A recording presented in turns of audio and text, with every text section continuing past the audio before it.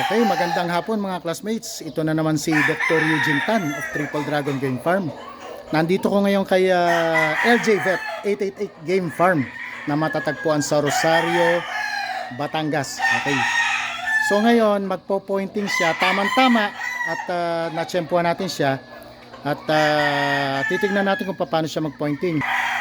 Magandang hapon po, Doc Jopri Pabia. Ayan.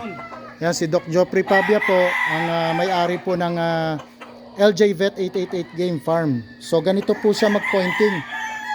Bago po magpatuka, tinitimbang niya po muna yung manok. Ganun ang paraan para ma-monitor yung timbang na mine-maintain nila. Tama ba, Doc? Tama, di ba? Mine-maintain nilang timbang. So kung meron sila mine-maintain na timbang dito, yun ay dahil para ma-estima din niya yung ipapatuka. So ayan ang mixture ng kanyang patuka. Mamaya ay tatanong natin kung anong laman yan. Yun nga lang, yung mga vitamins hindi natin masasabi lahat dahil may mga kanya-kanya kasing gamit para maiwasan lang yung bias. So yun, ganun ang ginagawa. Titimbangin nyo po muna lahat ito. Tamang-tama, pointing stage po ito mga classmates. So ang laban nito ay Doc, kailan ang laban nito, Doc? Sa 9. So ngayon ay August 6. Ito ay panlaban ng August 9. So oobserbahan natin kung paano ang pointing dito. Tamang-tama at hindi masyadong busy si Doc ngayon, kaya siya muna ang hands-on na magpo-pointing ng kanyang panlaban sa August 9. Yan.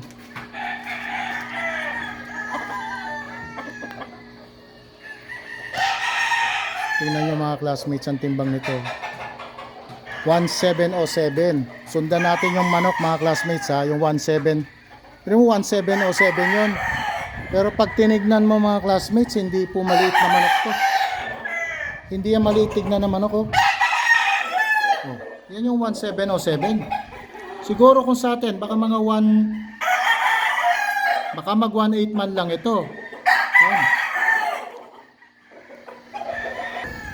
So yun, ikakat ko lang saglit ito, then papakita ko naman sa inyo kung paano yung actual pag naglagay na siya ng feeds. Yan, para hindi naman natin maistorbo si Doc dito.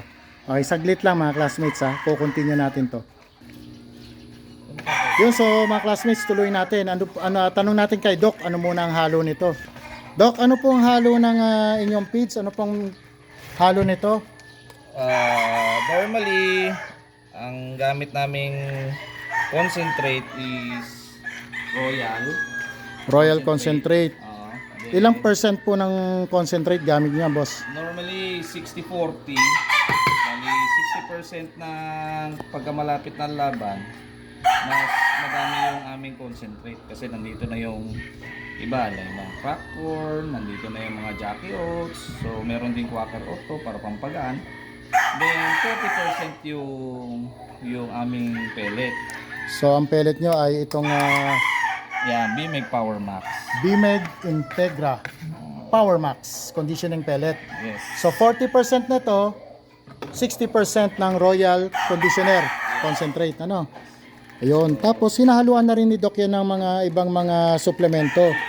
Yung mga liquid supplement na paborito natin, tapos yung dextrose powder, plus yung meron pang powder na supplement siya na rich in calcium.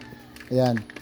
So ang importante dito mga classmates ay yung mixture at kung paano ginagawa ni Doc yung kanyang pointing. So kanina nabanggit natin na tinitimbang niya kada manok yung para malaman yung feeds na ibibigay niya kasi 4 days to go na lang ito mga classmates.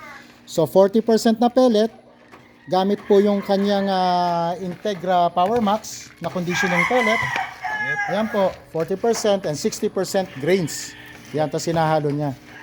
Tapos ang grains nito, Doc, ay babad yan no? Yes. Babad. So babad yung grains niyan. Well, may kanya-kanyang technique. Yung iba gusto nila dry feeding. Ito, binababad namin for the sake lang na matanggal yung may mga pulbo dyan, may mga sira, di ba? Lumulutang yung mga sira, yung mga ampaw, naalis natin yun. Opo, opo. Kaya tayo nagbababad. Yun lang Yun. naman ang prinsipyo. Pero hindi naman nakasasama doon sa... Bale, ang adjustment ng moisture nito, okay lang sa Yes, ngayon liquid hindi na. pa tayo mag-adjust ng moisture. Normally, ang adjustment, ang talagang control na ng moisture nito is sa amin, ang technique namin, control na ng moisture is 1 day before or day A ng day fight mismo. before and Yes, or day ng fight. day ng fight. So talagang oobserbahan mo yung mga manok kung anong kilos, anong hipo. Kasi Yun. may kanya-kanya, sabi ko nga, ito yung technique namin dito. Ngayon, bakit kami nagtitimbang? Tinitignan namin kung siya ba ay bumibigat, siya ba ay gumagaan. So doon yung na-observe kasi sa stag, talagang mitikuloso. Andyan yung okay siya, pagdating ng day ng fight, biglang drop ng weight. Bakit biglang nag-drop? Dapat maintindihan natin yun. Yun. So sa experience natin, hindi kasi tayo, medyo may science. Oo. Hindi tayo pwedeng sa hipo lang. Pero sa mga expert, yun ang technique nila. Pero dito sa LJB, kailangan natin by numbers. So para at least ma-lessen natin yung mistakes. Yun. So mga classmates, dito sa LJ Vet, talagang tinitimbang nila. Importante po dito yung numerical figures. Yan. Which is dapat naman talaga para mas tutok tayo doon sa timbang. Hindi yung basta bigay lang tayo ng bigay ng feeds or basta na lang tayo nagbibigay ng tubig base po sa tansya. Tandaan po natin, iba-iba po ang pangangailangan ng manok dahil iba-iba timbang yan eh. 'Di ba? Kita naman natin na gumagamit talaga siya ng timbang. So minomonitor niya talaga 4 days before the fight. So ganun po talaga, ganun ang pagpo-pointing. So yung mga classmates, naka-carry yan, iseset niya ng 0. Tapos doon niya ilalagay kung ilan yung gaano karami ang kanyang ipapatuka.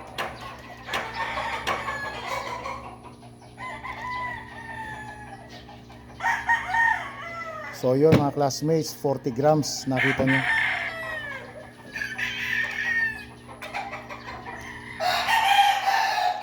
Hindi kasi pwedeng tansya-tansya yan. Kaya tinitimbang natin kanina, nagkataon, no, halos pare-parehas ang timbang, 1.7 ang karamihan ng timbang ng manok dito. So habang lumalapit po yan, tama po Doc, mas matindi pa yung mga monitoring ng feeding, Doc. Yes, siyempre. Ayun. Sabi ko nga, through experience, okay naman yung siyempre, tansyahan, okay yun.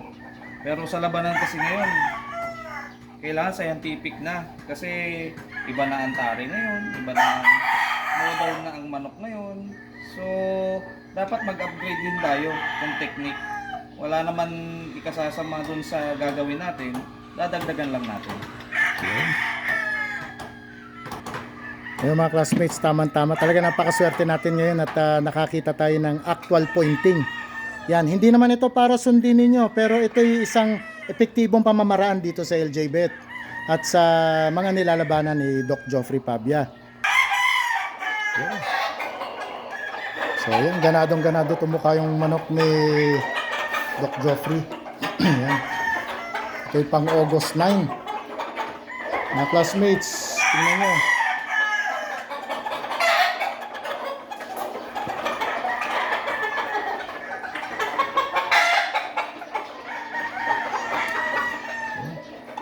Sa stag, ang control ng inom. Akin to. Kasi ito lang akin. Doon, tatalo mo na yung room. So nakita nyo na yung pointing. Tanong lang natin 4 days before the fight kung nagko-control si Doc ng tubig.